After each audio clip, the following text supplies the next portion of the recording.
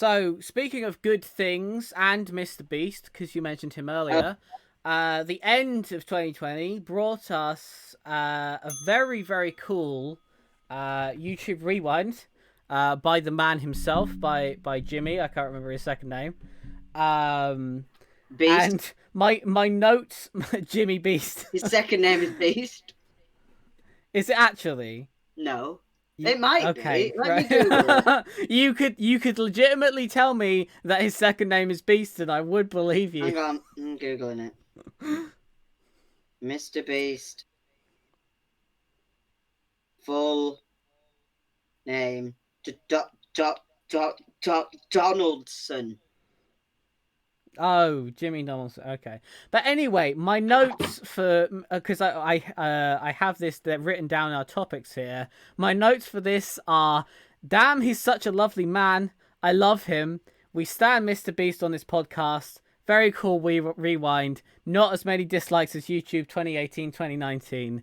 And I just want to talk about it because it's lovely. If you're watching this podcast and you haven't seen Mr. Beast Rewind yet, pause this podcast right now and go and watch it because it's genuinely one of the nicest pieces of sort of creator driven collab content I've ever seen.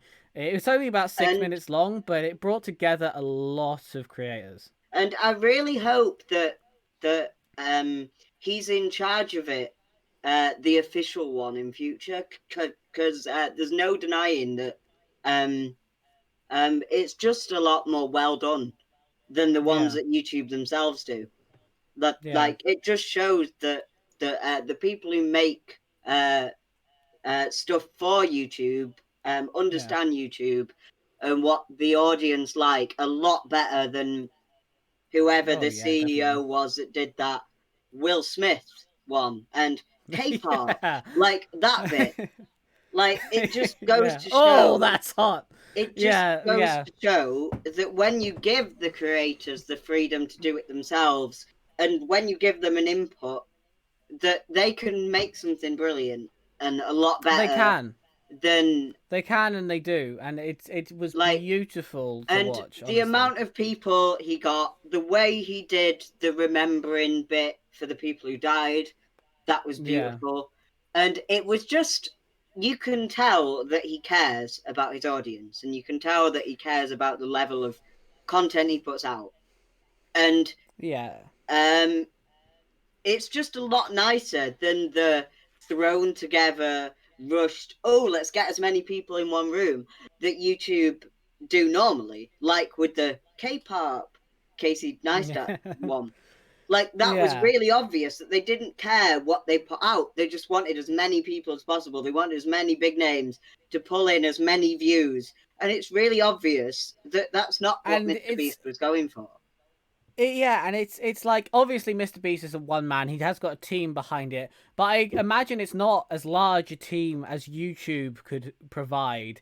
And yet this one guy and his handful of people on his one channel managed to band together and bring us a better rewind than YouTube ever has, in my opinion. Yeah. Like, I know that there are better rewinds than 2018 and 2019 that are YouTube official ones. I know that. But in my opinion, it's the best one because it seems to be the only one that actually cares about what the creators said in it. That like, he went around and he interviewed all of these creators and he gave a shit. And he did it all remotely as well. He still managed to do it with the restrictions, even though there's not as many restrictions in America, I don't think, which that's a whole other ball game. But he still managed to do it with all the restrictions.